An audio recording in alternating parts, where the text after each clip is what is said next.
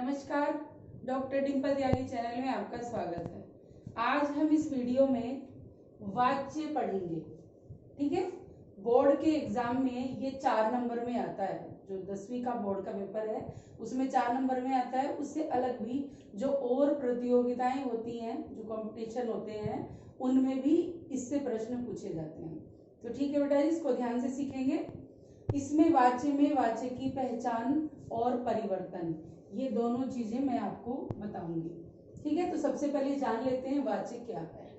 वाच्य का पता हम क्रिया से लगाते हैं।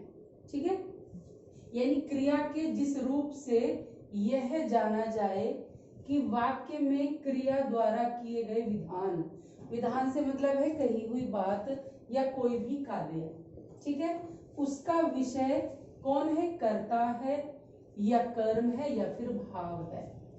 यानी ये पता लगाया जाए कि ये कर्ता है, कर्म है या भाव है। किसमें? क्रिया में। तो क्रिया में जो किए गए विधान है उनकी जानकारी के लिए, पता लगाने के लिए कर्ता, कर्म, भाव क्या है उसको हम वाच्य कहते हैं। समझ में आ गई आपको? किसमें पता होता है इसका? क्रिया में पता करते हैं। क्रिया में क्या पता करना होता है कि जो क्रिया में कही गई बात है उसका विधान हम कर्ता के आधार पर कर रहे हैं, कर्म के कर रहे हैं या भाव के कर रहे हैं, वो वाच्य कहलाता है। समझ में आ गया? ठीक है, अब इन्हीं 3 के आधार पर यह 3 प्रकार का होता है। एक कर्तृवाच्य, दूसरा कर्मवाच्य और तीसरा भाववाच्य। कई बार कर्तृवाच्य और अकर्तृवाच्य दो भी कह दिए जाते हैं। तो कर्तृवाच्य तो कर्तृ होता ही है, अकर्तृ में कर्म और भाव दोनों आते हैं। ठीक है बेटा जी, तो कर्तृवाच्य क्या होता है ये बता देती हूँ आपको। बड़ा सीधा सा है, नाम से पता चल रहा है कि जहां कर्ता की प्रधानता होगी वहीं पर कर्तृवाच्य होगा। कर्ता की प्रधानता होगी, इसमें 2 चीजें हैं, कर्ता की प्रधानता है और अकर्मक और सकर्मक दोनों क्रियाओं का प्रयोग है।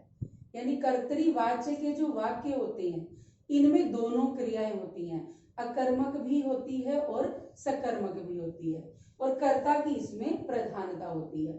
समझ में आ गया? जैसे हमने इसमें एग्जाम्पल यहाँ पर लिखा है, नेहा हंसती है। समझ में आ गया आपको? ये क्या है? अकर्मक क्रिया का वाक्य है।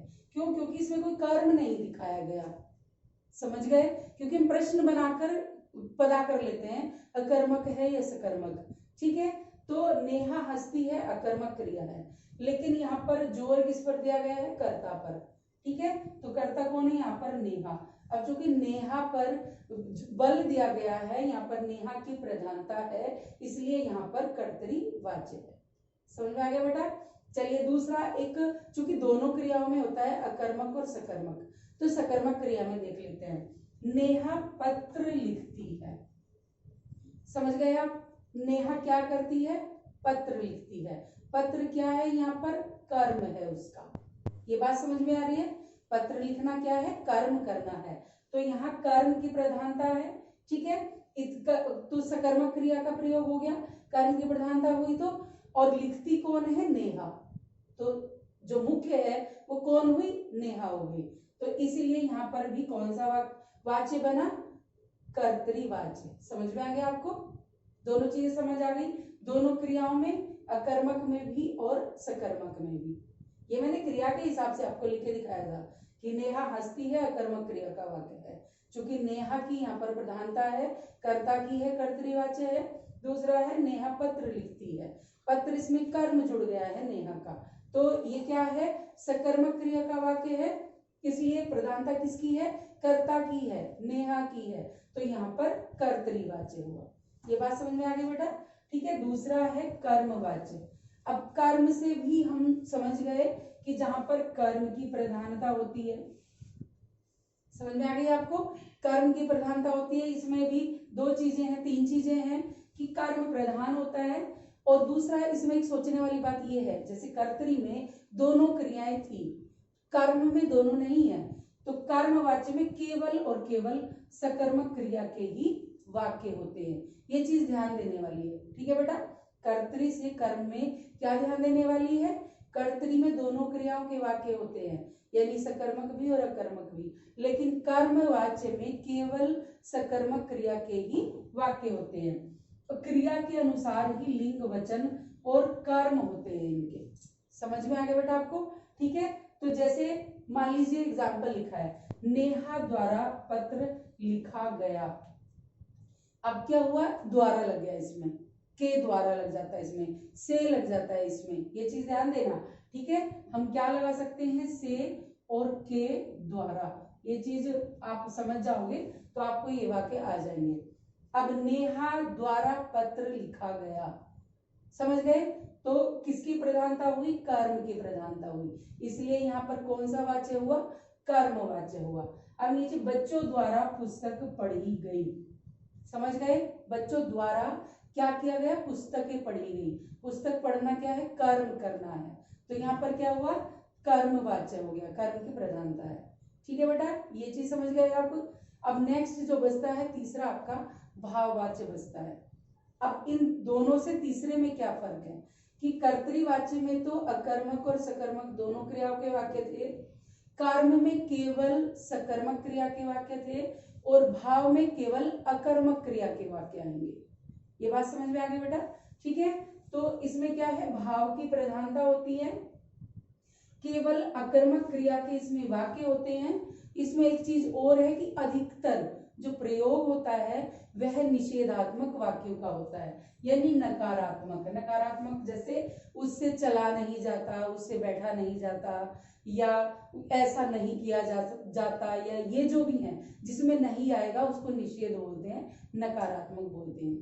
तो ये चीज समझ गई? क्या फर्क है कि इसमें अकर्मक क्रिया के वाक्य होते हैं, भाव की प्रधानता होती है, और निषेधात्मक, अधिकतर, हर जगह नहीं कह सकते लेकिन अधिकतर निषेधात्मक वाक्यों का प्रयोग किया जाता है। उदाहरण जैसे अब चला जाए, अब हम अगर हम इसको लिखते हैं अब चलते हैं, तो चलते हैं क्या है, कर्तृवाच्य है, समझ गए?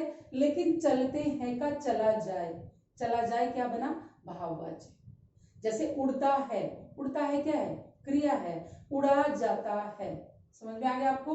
तो उड़ता है कर्तृवाच्य है, उड़ा जाता है भाववाच्य है। ये बात समझ गए? पक्षी उड़ते हैं, वाक्य बनेगा कर्तृवाच्य, पक्षियों से उड़ा जाता है, वाक्य बनेगा भाववाच्य। ये बात समझ गए? क्रिया का फर्क समझा आपने? ठीक है, अब नीचे है उससे बैठा नहीं जाता, एक तो नहीं निषेधात्मक आ गया, ठीक है, उससे बैठा नहीं जाता, ये किसका बना, भाववाच्य। तो ये तीनों चीजें आपको समझ आ गई होंगी। ठीक है बेटा, कि क्या है कर्तरी में, कर्म में और भाव में, तीनों में अंतर पता चला आपको? कर्तरी में कर्ता की प्रधानता है, कर्म में कर्म की प्रधानता है, भाव में भाव की है। दूसरा, कर्तृवाच्य में अकर्मक सकर्मक दोनों क्रियाओं के वाक्य हैं, कर्मवाच्य में केवल सकर्मक का है और भाव में केवल अकर्मक का है। ये अंतर समझ में आ गया आपको? ठीक है बेटा जी, अब मैं आपको जो परिवर्तन है कि कर्तरी से कर्म में कैसे परिवर्तन है और कर्तरी से भाव में कैसे परिवर्तन है, ये चीज ध्यान रखना। कर्म से भाव में कभी नहीं होगा, क्योंकि भाव में अकर्मक क्रिया के वाक्य होते हैं और कर्म में सकर्मक क्रिया के होते हैं, इसलिए उनमें परिवर्तन नहीं होगा। कर्तरी के दोनों हो जाएंगे, क्यों? क्योंकि कर्तरी में दोनों क्रियाएं होती हैं, क्रिया के आधार पर ही आप इसका परिवर्तन सीखेंगे। ठीक है बेटा, तो मैं आपको अभी चलिए इसका परिवर्तन बताती हूँ।